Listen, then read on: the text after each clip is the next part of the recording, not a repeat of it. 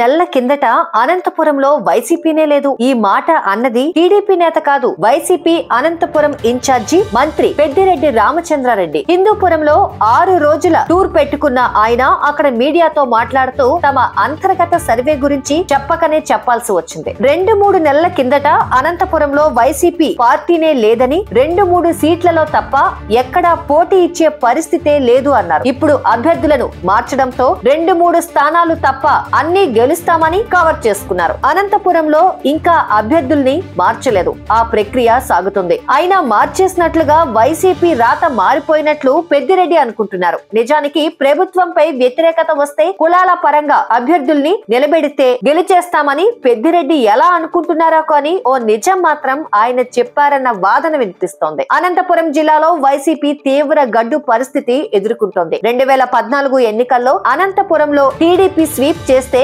2019లో వైసీపీకి ఆ ఛాన్స్ దక్కింది. టీడీపీ అంతర్గత వివాదాల వల్ల ఎక్కువ సీట్లు కోల్పోతే వైసీపీ ఎమ్మెల్యేల అవినీతి, ప్రభుత్వ ఘోరాల వల్ల పూర్తిగా వెనుకబడిపోయింది. అయినా ఇప్పుడు బీసీ మహిళకు సీట్ ఇచ్చాం, ముస్లిం అభ్యర్థికి సీట్ ఇచ్చామని కబుర్లు చెప్పి తాము రేసులోకి వచ్చామని చెప్పుకునేందుకు మంత్రి పెద్దిరెడ్డి తాపత్రయపడుతున్నారు. మంత్రి పెద్దిరెడ్డి చేసిన కామెంట్లు సోషల్ మీడియాలో వైరల్ అయ్యాయి. అనంతపురంలో వైసీపీకి ఛాన్సే లేదన్నది నిజమేనని, స్వయంగా సీఎం జగన్ పోటీ చేసినా పుంజుకునే అవకాశం లేదని అంటున్నారు. పతనం ప్రారంభమైన తర్వాత అది పాతాళంలోకి పోయేలా వైసీపీ వ్యవహార శైలి ఉందని, అభ్యర్థుల్ని మారిస్తే మరింత మైనస్ అవుతుంది కానీ ప్లస్ అయ్యే ఛాన్స్ లేదని అంటున్నారు. సిఐగా ఉద్యోగం చేసుకునే గోరంట్ల మాధవ్ ను రాజకీయాల్లోకి తెచ్చిన జగన్ రెడ్డి 5 ఏళ్ల తర్వాత ఆయనను నిరుద్యోగిగా మార్చేశారు. గత ఎన్నికల్లో ఓడిపోయి ఉంటే బతిమాలుకునే అయినా తన ఉద్యోగం మళ్లీ తాను తెచ్చుకునేవారేమో కానీ ఇప్పుడు 5 ఏళ్ల తర్వాత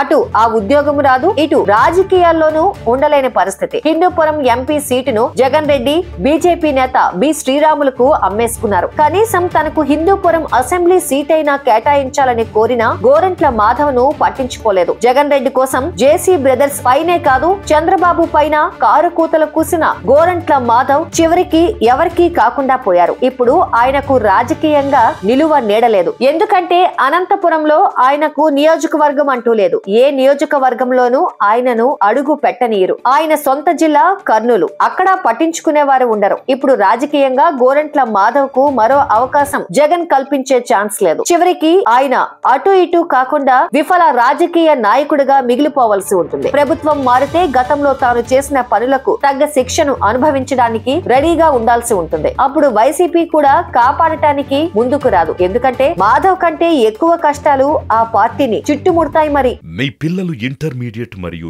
ఎంసెట్ చదువుతూ సబ్జెక్ట్స్ లో కన్ఫ్యూజ్ అవుతున్నారా? కాన్ఫిడెన్స్ లెవెల్ తక్కువగా ఉందా? రిపీటెడ్ మిస్టేక్స్ చేస్తున్నారా? అయితే మీకోసమే ఉంది రైజ్ యాప్.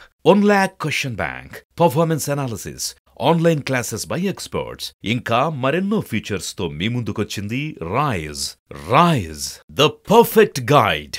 డిస్క్రిప్షన్ లో ఉన్న లింకును ఉపయోగించి సబ్స్క్రైబ్ అవ్వండి.